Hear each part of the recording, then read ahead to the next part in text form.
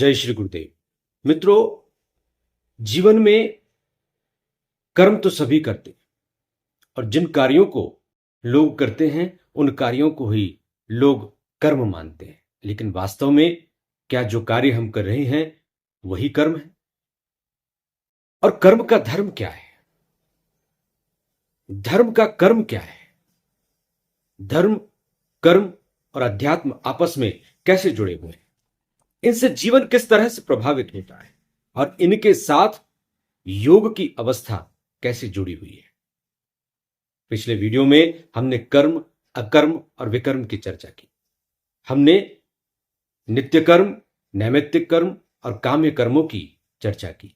आज हम इस सिलसिले को आगे बढ़ाते हैं श्रीमद् भगवद गीता की दृष्टि से जीवन, कर्म, धर्म, अध्यात्म और योग के महत्व को, इनके वास्तविक स्वरूप को और इनके आपस में सामंजस्य को समझने का प्रयास आज के इस वीडियो में श्रीमद् भगवद गीता के आलोक में उसकी दृष्टि से करने का प्रयास करते हैं।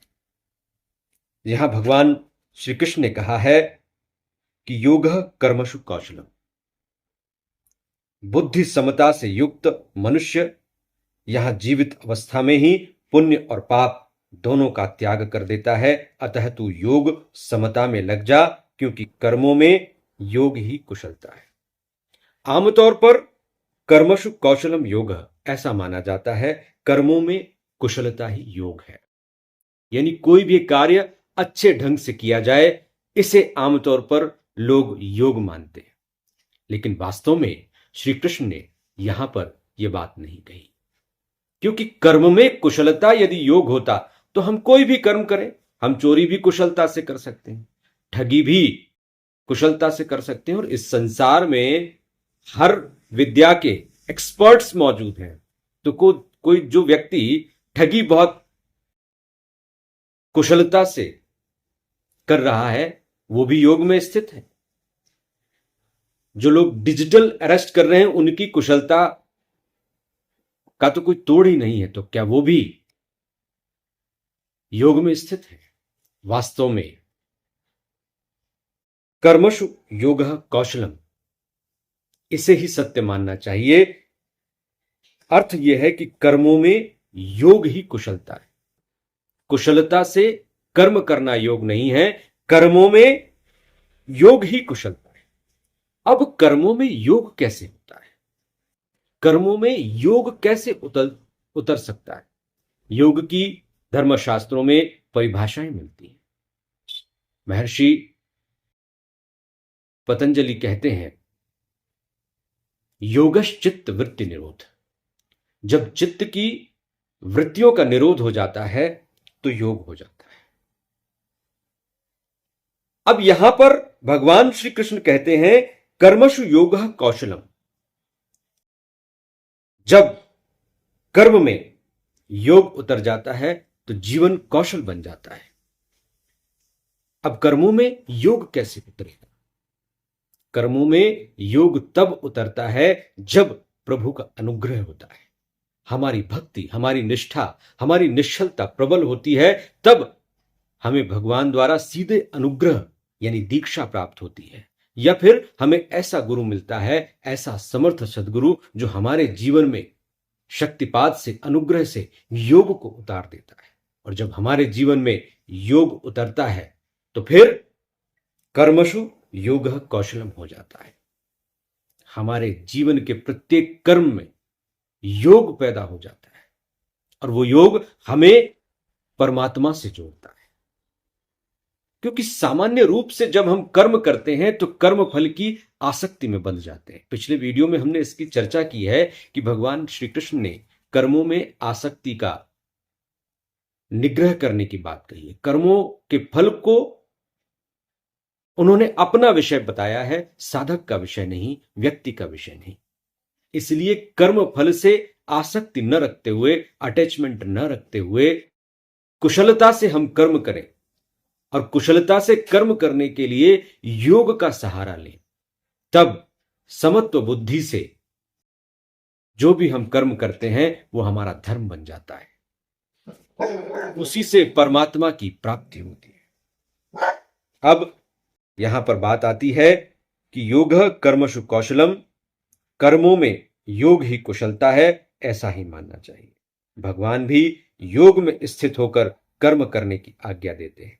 योगस्थ कुरु कर्माणि, अर्थ यह है कि कर्मों का महत्व नहीं है, योग यानी समता का ही महत्व है। कर्मों में योग ही कुशलता है। योग का अर्थ क्या है? योग का अर्थ है समत्वम योग उच्यते। जब हमारे जीवन में योग उतरता है, जब स्वतः स्वाभाविक योग होता है, तो हमारे अंदर समत्व भाव पैदा होता है। योगश्चित्त वृत्ति निरोध, उस योग से हमारी चित्त की वृत्तियों का निरोध होता है। चंचल चित्त एक दिशा में चलने लगता है, बुद्धि समभाव में स्थित हो जाती है, और तब समत्वम योग उच्यते होता है, और इसके बाद योग कर्मशु कौशलम घटित होता है। कारण कि समता युक्त बुद्धिमान साधक कर्मजन्य फल का अर्थात संसार मात्र का त्याग करके जन्म रूप बंधन से मुक्त होकर निर्विकार पद को प्राप्त हो जाते। कर्मजम बुद्धि युक्ता ही फलम त्यक्ता मनीषिणा। जो समता से युक्त हैं वे ही वास्तव में मनीषी अर्थात बुद्धिमान है। और समता से युक्त कैसे हुआ जा सकता है? इसके लिए योग का आश्रय लेना पड़ता है, और वास्तव में हम योग का आश्रय नहीं लेते, योग हमें अपने आश्रय में ले लेता है, और इसके बाद हम समता से युक्त हो जाते हैं। और ऐसे ही समता से युक्त लोगों को भगवान श्री कृष्ण ने मनीषी यानी बुद्धिमान कहा है। जो मनुष्य अकुशल कर्मों से द्वेष नहीं करता और कुशल कर्मों में राग यानी अटैचमेंट नहीं रखता, वो मेधावी है, वही बुद्धिमान है। आमतौर पर हम सोचते हैं कि ये कर्म पाप है और ये कर्म पुण्य है, ये कर्म गलत है और ये कर्म सही है। लेकिन भगवान श्री कृष्ण कहते हैं कि जो अकुशल कर्मों से द्वेष नहीं रखता, यानी ये विषय ही नहीं है कि ये कर्म अकुशल है या कर्म कुशल है, हमारी बुद्धि सम हो जाती है, और सम बुद्धि से जो भी कर्म होता है वो धर्म ही होगा। जन्म बंधन विनिर्मुक्ता, समता युक्त मनीषी साधक जन्म रूप बंधन से मुक्त हो जाते हैं। पदम गच्छन्ति नामयम, आमय नाम रोग का है। रोग एक विकार है जिसमें किसी भी प्रकार का विकार ना हो, उसे अनामय कहते हैं, निर्विकार कहते हैं। समता युक्त मनीषी लोग ऐसे निर्विकार पद को प्राप्त हो जाते हैं। कर्मयोग मुक्ति का, कल्याण प्राप्ति का स्वतंत्र साधन है। कर्मयोग से संसार की निवृत्ति और परमात्म तत्व की प्राप्ति दोनों हो जाते हैं। यह कर्मयोग कार्य योग नहीं है। आमतौर पर हम कार्य को ही कर्म समझ लेते हैं, लेकिन कार्य में अच्छे और बुरे दो का अंतर होता है। कोई भी कार्य हम करेंगे तो वो या तो अच्छा होगा या बुरा होगा, वो किसी के हित में होगा और किसी के अहित में होगा, वो पाप का कारण बनेगा या पुण्य का कारण बनेगा। लेकिन जब हम योगस्थ हो जाते हैं तब हम बुद्धिमान बन जाते हैं। भगवान श्री कृष्ण यहां पर कहते हैं कि तब कर्मयोग मुक्ति का, कल्याण प्राप्ति का स्वतंत्र साधन बन जाता है। जब समत्व बुद्धि से कोई भी कार्य किया जाता है तो कर्म योग में तब्दील हो जाता है। समत्व बुद्धि योग से प्राप्त होती है, और तब कर्म योग से संसार की निवृत्ति और परमात्म तत्व की प्राप्ति दोनों हो जाते हैं। संसार की निवृत्ति, ये जन्म मरण का जो चक्कर है, वो कर्म योग से ही दूर होता है। जब हम कर्म में योग को स्थापित कर देते हैं या योग पर आरूढ़ होकर कर्म करते हैं, तो समत्व बुद्धि से जो कर्म होता है वो परमात्म तत्व की प्राप्ति का साधन बन जाता है, संसार की निवृत्ति का कारण बन जाता है। यदा ते मोह कलिलम बुद्धिर व्यक्तति ऋष्यति तदा गंतासि निर्वेदम श्रोतव्यस्य श्रुतस्य च। जिस समय तेरी बुद्धि मोह रूपी दलदल को भली भांति तर जाएगी, उसी समय तू सुने हुए और सुनने में आने वाले भोगों से वैराग्य को प्राप्त हो जाएगा। शरीर में अहंता ममता करना, शरीर संबंधी संबंधों को उनमें राग रखना, इनको मोह कहा जाता है। हम कितनी तरह से मोह में बंधे हुए होते हैं।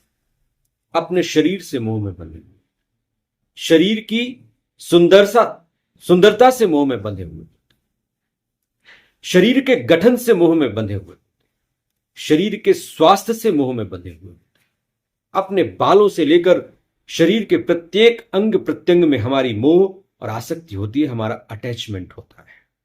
और इस शरीर से जुड़े हुए प्रत्येक व्यक्ति में हमारा मोह होता है। वो हमारे सगे संबंधी हो सकते हैं, हमारे खून के रिश्तेदार हो सकते हैं, हमारे मित्र यार, और हमारे आसपास के वो लोग जो हमारे जीवन में किसी न किसी प्रकार का योगदान देते हैं, उन सभी से किसी न किसी प्रकार से हमें मोह हो सकता है। यहां पर भगवान श्री कृष्ण कहते हैं, इस मोह रूपी दलदल में जब बुद्धि फंस जाती है तब मनुष्य किंग कर्तव्य विमूढ़ हो जाता है, फिर उसे कुछ सूझता नहीं। स्वयं चेतन होता हुआ भी शरीरारिक जड़ पदार्थों में अहम ममता करके उनके साथ अपना संबंध मान लेता है। हमारा स्वभाव होता है, हम अपने शरीर को, यह शरीर मेरा है, क्या वास्तव में यह शरीर मेरा है? और यदि यह शरीर मेरा है तो क्या वास्तव में यह मेरे साथ अनंत काल तक रहेगा? और जब यह मेरे साथ अनंत काल तक रहने वाला नहीं है, इस शरीर का कोई भी अंग यथा स्थिति में रहने वाला नहीं है, तब हमें क्यों इसे अपना मानना चाहिए? क्यों यह मेरा है? मुझे मिला हुआ एक साधन है। और क्यों वो जो आसपास के लोग हैं, जो रिश्तेदार नातेदार हैं, क्या वो वास्तव में मेरे हैं, हमारे हैं, अपने हैं? लेकिन वो तो बिछड़ जाते हैं। यदि अपने होते तो अनंत काल तक हमारे साथ होते। लेकिन इसी मोह के कारण, इसी लोभ के कारण मनुष्य किंग कर्तव्य विमूढ़ हो जाता है, फिर कुछ सूझता नहीं। मोह में फंसा हुआ मनुष्य किस किस तरह से फंस जाता है, और अपने ही कल्याण से हम वंचित हो जाते हैं, जिनके लिए हम पैसों को इकट्ठा करते हैं। नेता, अधिकारी, जिनको भी जहां मौका मिलता है पैसा खींचने से वो पीछे नहीं हटता। लेकिन जिन लोगों के लिए वो करना चाहता है, जिन लोगों के लिए वो इकट्ठा करता है, क्या वो उसके पाप में भागीदार होने को राजी हो जाते हैं? जब पाप और पुण्य का निर्णय करने की बारी आती है और उन लोगों को खड़ा किया जाए जो आपके अपने रिश्तेदार नातेदार हैं, क्या वो उस पाप में भागीदार होने को तैयार होंगे? क्योंकि उस पाप की राशि का उपभोग उन्होंने भी किया, लेकिन तब वो मना कर देंगे कि हमने नहीं कहा था कि आप पाप करके पैसा लेकर आओ। ऐसी स्थिति में हम उस मोह के कारण अपने कल्याण से ही वंचित हो जाते हैं। अपना जन्म जन्मांतर के लिए, न जाने कितने जन्मों के लिए कर्म बंधन खड़ा कर लेते। विवेक और सेवा, इन दोनों से ही हम जीवन में सही मार्ग पर चल सकते हैं। विवेक विचार के द्वारा अपनी भोगेच्छा को मिटाने में थोड़ी मुश्किल आती है, क्योंकि विवेक और विचार तभी तक काम देता है जब तक भोग सामने नहीं आते। लेकिन जैसे ही भोग सामने आ जाता है, पैसा सामने आ जाता है, लालच सामने आ जाता है, तब हम उनमें आकृष्ट हो जाते हैं, अट्रैक्ट हो जाते हैं, और तब हम विवेक और विचार को भूल जाते हैं।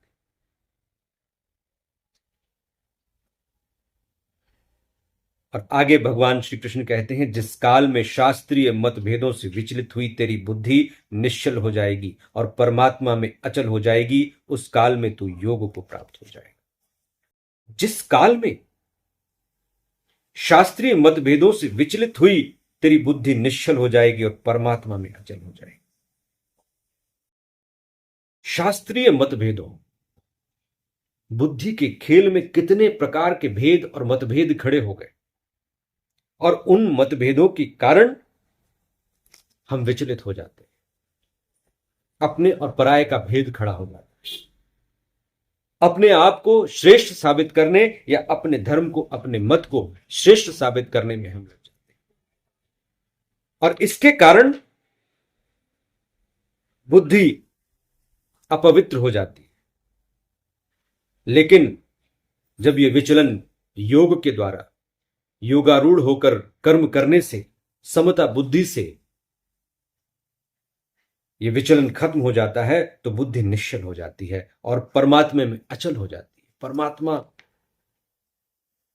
के साथ अनंत काल के लिए जुड़ जाती है और उसी समय हम योग को प्राप्त हो जाते हैं।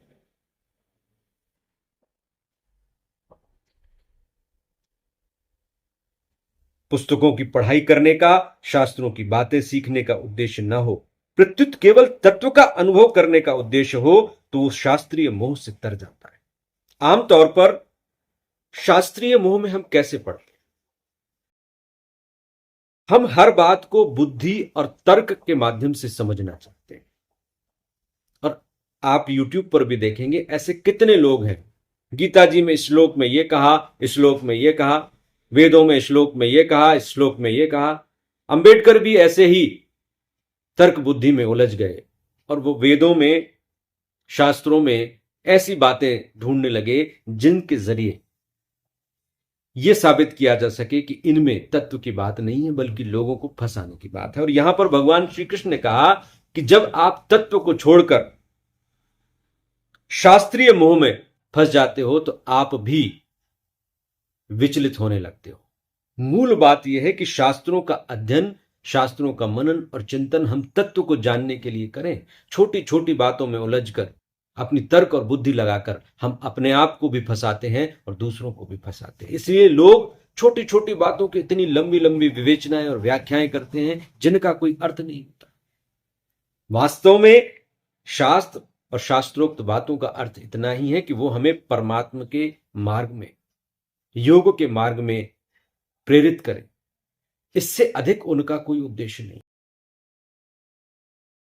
स्थित प्रज्ञस्य का भाषा समाधिस्थ केशव, स्थितंधि किम प्रभाषेत किमासीत व्रजेत किम। हे केशव, परमात्मा में स्थित बुद्धि वाले मनुष्य के क्या लक्षण होते?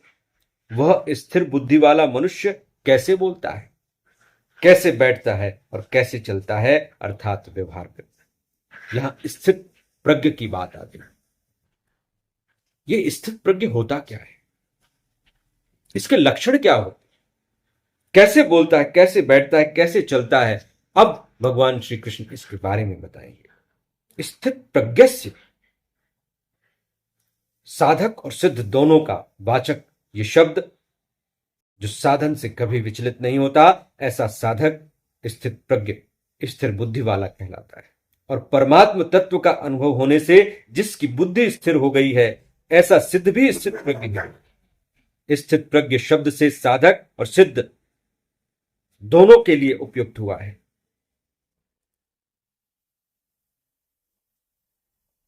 अब अर्जुन के इस प्रश्न का भगवान उत्तर देते हैं। हे प्रथानंदन, जिस काल में साधक मन में आई संपूर्ण कामनाओं का भली भांति त्याग कर देता है, अपने आप से, अपने आप में ही संतुष्ट रहता है, उस काल में वह स्थिर बुद्धि कहा जाता है। मन में आई संपूर्ण कामनाओं का त्याग योग मार्ग में चलते चलते अपने आप होने लगता है। शुरू में ये कामनाएं, भोग वासनाएं प्रबल होती हैं, उफाने मारती हैं, लेकिन धीरे धीरे योग मार्ग में चलते चलते चित्त की वृत्तियों का निरोध होने लगता है और एक समय ऐसा आता है जब सभी प्रकार की कामनाएं अपने आप छूट जाती और हम अपने आप से, अपने आप में ही संतुष्ट रहने लगते हैं। और उसी काल में भगवान श्री कृष्ण हमें स्थिर बुद्धि वाला कहते हैं।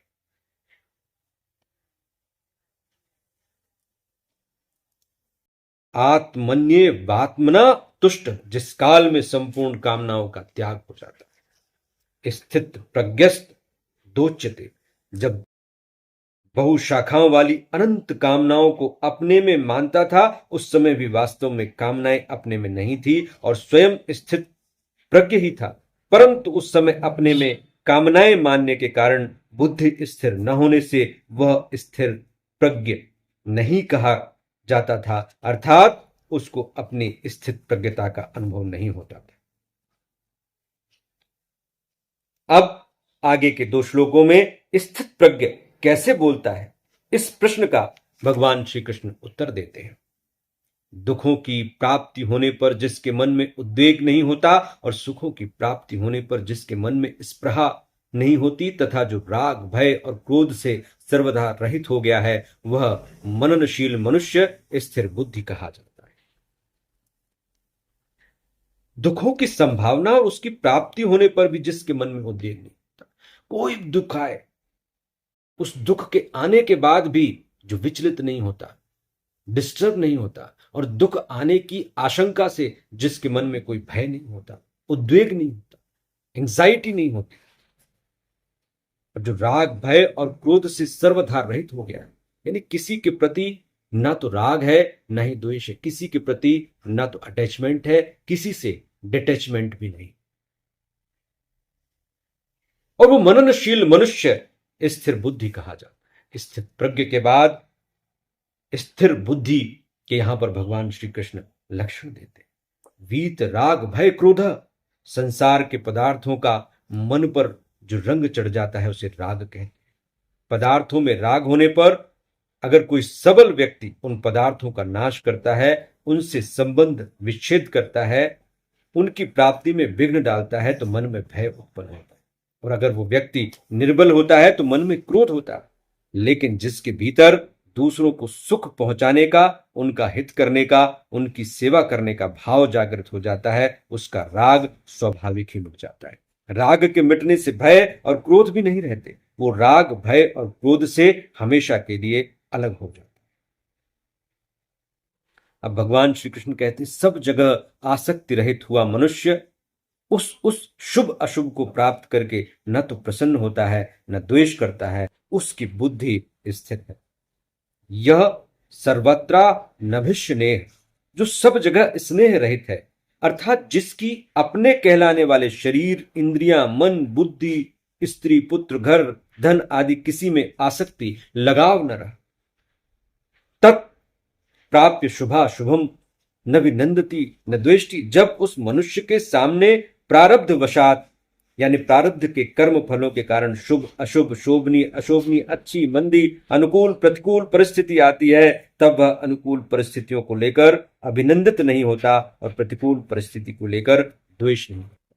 यानी पॉजिटिव एटमॉस्फियर है, पॉजिटिव सर्कमस्टेंसेस हैं, अच्छी चीजें मिल रही हैं तो वो नाचने नहीं लगता, कूदने नहीं लगता, अभिमान से युक्त नहीं होता। और यदि कोई ऐसी चीज आ जाए, निंदा आ जाए, बेईमानी कोई उसके साथ कर दे, छल कपट हो जाए, कोई आघात लग जाए, कोई चोट लग जाए, किसी का वियोग हो जाए, तब भी वो शोक से ग्रस्त नहीं होता। अब भगवान श्री कृष्ण कहते हैं कि स्थित प्रज्ञ कैसे बैठता, यदा संहरते चायम कूर्मो नीव सर्वश, जिस तरह कछुआ अपने अंगों को सब ओर से समेट लेता है, ऐसे ही जिस काल में यह कर्मयोगी इंद्रियों के विषयों से इंद्रियों को सब प्रकार से हटा लेता है, तब उसकी बुद्धि स्थिर हो जाती। कछुआ चलता है तो 6 अंग दिखते हैं, 4 पैर, 1 पूंछ और 1 मस्तक, लेकिन जब वह अपने अंगों को छिपा लेता है तब केवल उसकी पीठ ही दिखाई देती। ऐसे ही स्थित प्रज्ञ 5 इंद्रियां और 1 मन, इन 6 को अपने अपने विषय से हटा लेता है। अगर उसका इंद्रियों आदि के साथ किंचित मात्र भी मानसिक संबंध बना रहता है तो वह स्थित प्रज्ञ नहीं रहता। जैसे कछुए की 6 इंद्रियां होती हैं, ऐसे ही मनुष्य की 5 इंद्रियां और 1 मन मिला के 6 इंद्रियां होती हैं। इनको जब हम उनके विषयों से हटा लेते तब हम स्थित प्रज्ञ बन जाते हैं। और ये कब होता है? योग मार्ग में आरोह होने से मात कुंडलिनी शक्ति हमें इस अवस्था तक कभी ना कभी पहुंचा ही देती है।